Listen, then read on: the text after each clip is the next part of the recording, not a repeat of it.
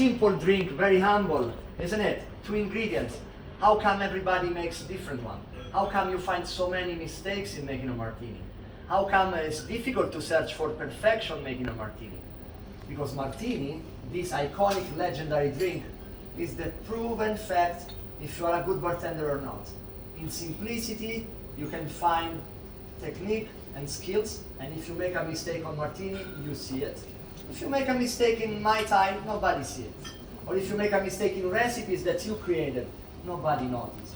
But in martini, you go over with a 1 drop of vermouth. Oh no, it's too sweet.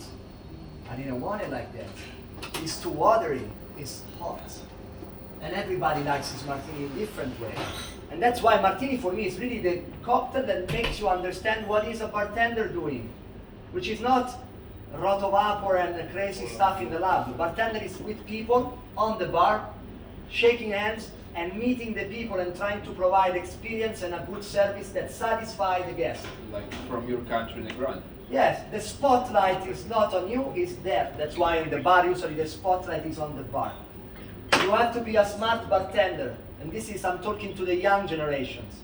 The bar is a meeting point when people they meet and they say, hey, what's up? How was your day? What do you want to drink? It's a meeting point. Of course, depending where you work.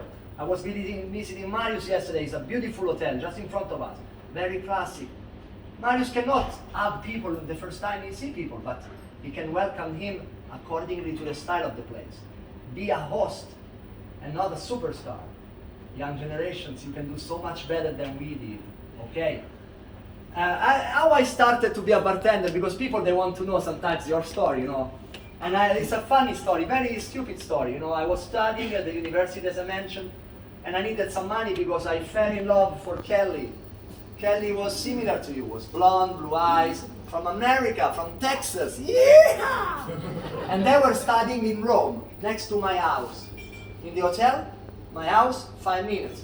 So when you are an American kid, you don't smoke joints in front of your teachers. You go to Simone's place to smoke joints with him in the terrace. My mother will be cooking pizza. My mother is very open-minded. We've been sleeping a lot of people in my room, and here and there, somebody kissed, somebody there. And I was flirting with Kelly. Kelly was 5 years older than me, and I was so in love. She was so beautiful and so exotic for me. And after 6 months, we did some kisses. I was young and shy, only kisses. And Kelly has to go. All the Americans, they go. All my friends are going, and I'm so sad. And they were like, Simone, come to visit us in Texas. Come to stay with us. I was like, yeah, I never go out of Italy in my life. I want to go. So I go to my mother. Say, Mama, I want to go to Texas. I was crying because Kelly was gone, you know, romance, drama. I want to go to Texas. And she goes like, good news, hallelujah. Somebody, please, somebody bring me champagne. So one child is leaving the house. We were 4. Because Mama, I need the money to go to Texas. You know, I have a boom project with Kelly, you know. I was still a virgin. And my mother said, good son, so you have motivation is all you need. Go to work and make money. I was like, thank you for helping me. No, even 1 coin? No, go to work. Okay, so I did.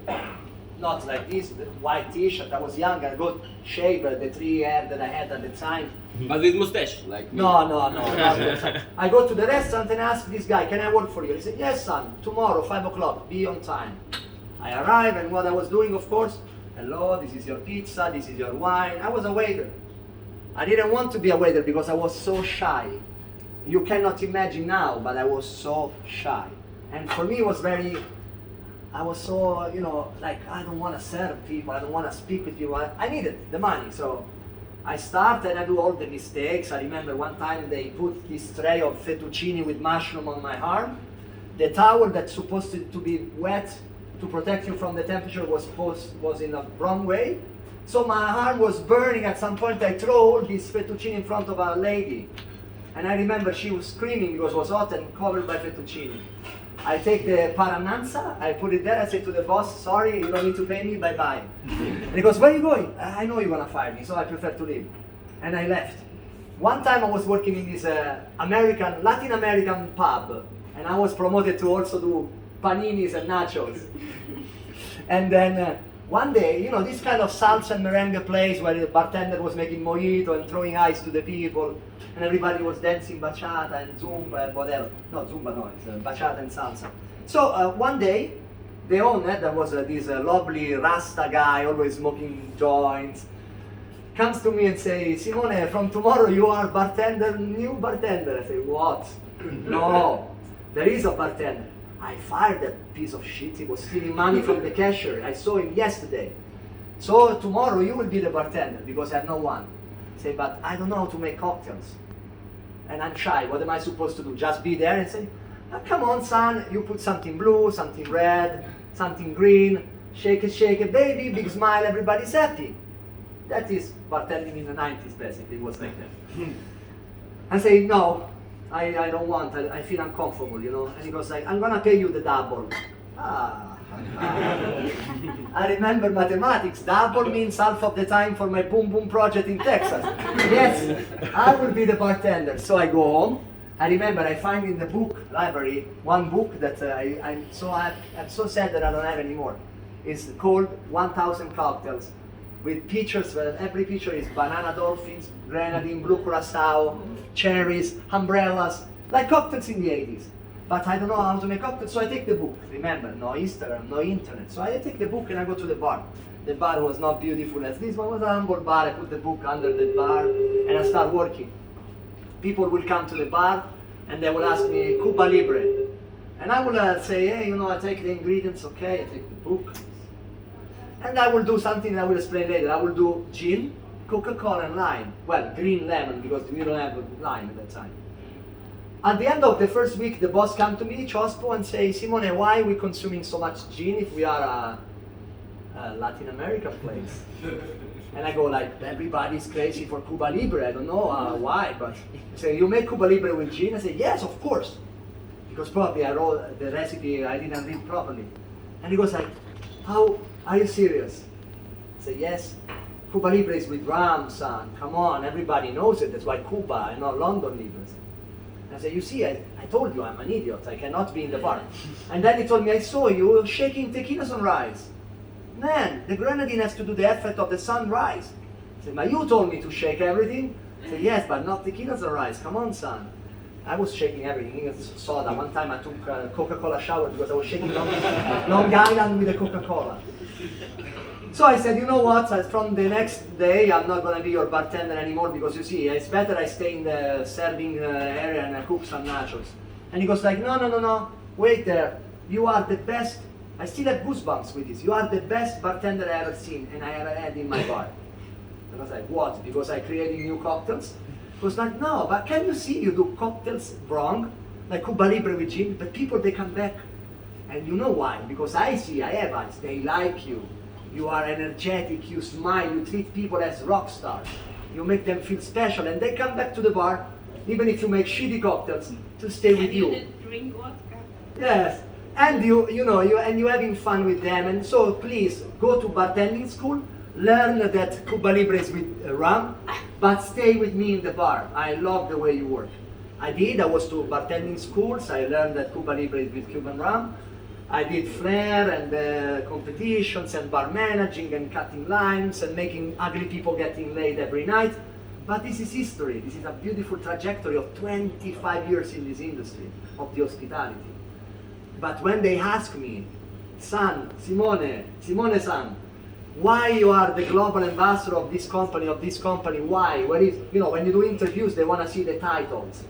And I have many friends that will bring the journalist, hey, follow me to my trophy room. I was world-class champion, Bacardi Legacy champion. This is my diploma. This is my medals that I clean every day. This is my cup from Bacardi Martini Grand Prix. Oh, come on, man. Seriously? What is this? The room of trophies? I know, somebody does. It's okay. I used to do this when I was young. Trophies, I have all them here.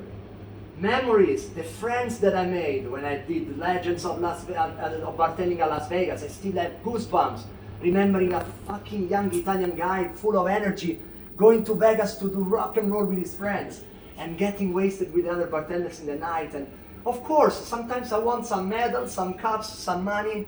They're all gone. Money comes, money go. Medals, what is a medal? A diploma is a piece of paper with some signatures. It's another way of companies doing branding on you and you become the brand. It's a piece of metal, it's an object. But memories, they stay. The journey comes with you. The luggage of life is full of good memories and you bring it with you to be a better person every day after day. And people likes you. Oh, that's the best trophy. When you meet someone and he likes you genuinely because you are a good person. And the best trophy is when you like yourself because you see yourself in the mirror and you go like, fuck, I lost my hair. I have wrinkles here. What is this? When I laugh, it's like I'm like a this chubby dog with all these teeth.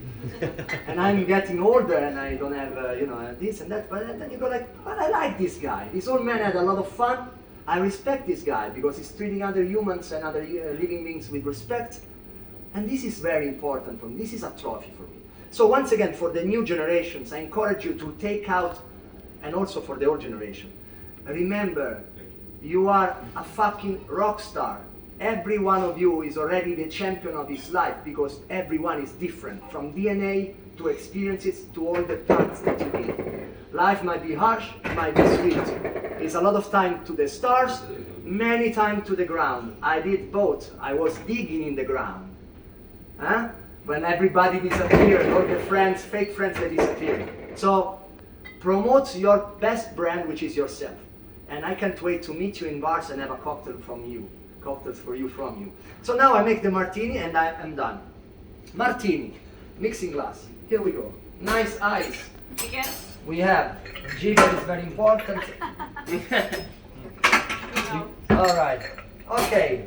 Martini time. Martini time. Martini time. This is vermouth. The French one. This time we use Dolin. Vermouth and spirit. Which one is the protagonist? The spirit, isn't it? Vermouth, you have to remember, is like when you go out and you put some perfume. Too much is annoying. If you don't shower, you are annoying. If you put the right touch, wow, what a nice bouquet. Amazing. The same story. With gin, you can be a little bit more generous with vermouth because gin is a lot of flavors. When I ask for my vodka martini vermouth, you cannot be generous because otherwise you don't feel the mouthfeel of the vodka, you feel vermouth. So when it comes to vermouth, now I'm gonna make me a martini, so I'm gonna make my martini, otherwise will be, lots of questions, gin, vodka, any preference, olive, lemon, strong, diluted, wet, dry. When I make my martini, I'm like Hemingway. Vermouth, finally, boom, that's it, that's my vermouth. Or I will do like Winston Churchill, I will open the bottle of vermouth, like this, put it in front of the mixing glass, the label facing the mixing glass, and then pour a generous portion of gin, watching the bottle so I can infuse the gin with vermouth with my eyes. Another dry martini drinker. Dry means less. So when I do martinis for myself, I have my lipstick with me, always very useful when I travel. I sit, when I do long flights, I take a glass of vodka or a glass of gin and I do martini espresso. Not the espresso martini, but in terms I do it on the moment. I take my vaporizer and I do this. 1, 2, 3, 4, and 5 for a martini with gin. For a martini with vodka, I will do 2. Can you understand that when I say dry martini and I see 2 cl of vermouth, I want to cry? And I'm dying inside, but usually you want to be good with people and you don't say anything, but it's going to be sweet. So it's very important to ask how much is dry for you, because I'm different for you. So let's do 6. This is Gucci Flora. Of course, we're Italians, we got style. And then now finally the gin, the star of the show, this beautiful Barexton Botanical London Dry Gin. How much? And this is another part of the bar story. The bar story of me is that when we were young, nobody was using a jigger. Everybody using this was a loser because we were, pouring with the metal pourers and bubble 2, 3, 4, 5, 1 ounce and a quarter. You can check on the Exacto 4. And we were very precise. I still remember, we were counting like drops of tolerance of level of mistake. And so when you see people like we were going to TGI Fridays in London before Roadhouse and you see this bartender pouring with the jigger, you go like, come on dude, you don't know how to count? Are you really this lazy? But ironically, now everybody uses the jigger. If you don't use the jigger, now you are the loser. So I don't want to be a loser, so I will start with the jigger. Also, martini is made of precision. You have to be very precise, no? So, oh wait, they told me to do this. It's more professional, more mixologist style. So let's start with a 4 CL. Now I have to close, otherwise I cannot. 4 CL of nice gin. You know, the martini is also theater and drama, and it's a very nice drink. You know, the master making a martini is like a master of ceremony.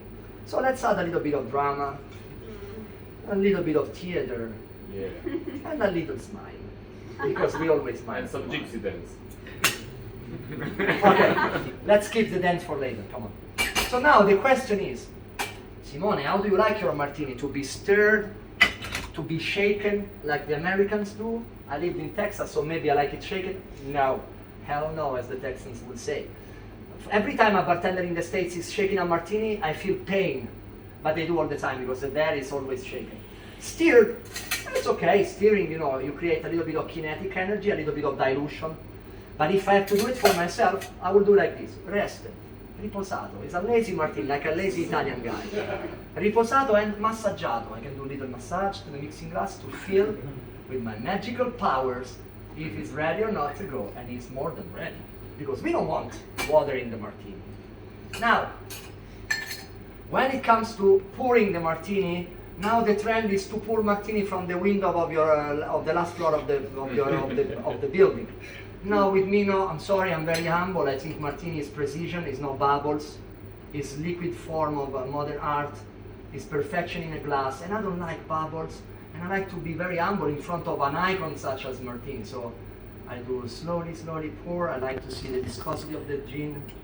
And I like to give a little shake because I'm getting old and I'm a little bit nervous. And now, what to finish? Lemons from Amalfi, which is the name of the shop next door. We take a generous pill. Once again, it's a good chance to impress people by showing that you are the mixologist. Double finger up. Serious face like you're doing an open heart surgery.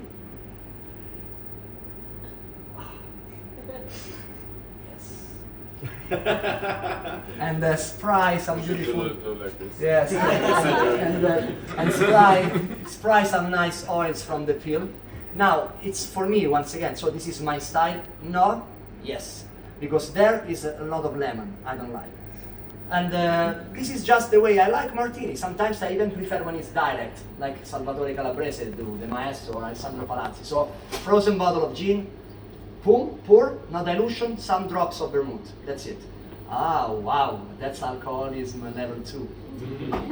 Remember, this is a way to be an alcoholic with style, because you see a lot of people with the suit having martinis in beautiful bars like this. And they are, if you see the same thing in a different environment, you would say, wow, he's an alcoholic. He's drinking a pure glass of gin. What a disaster. But with the suit and the glass, everything is fabulous and fantastic.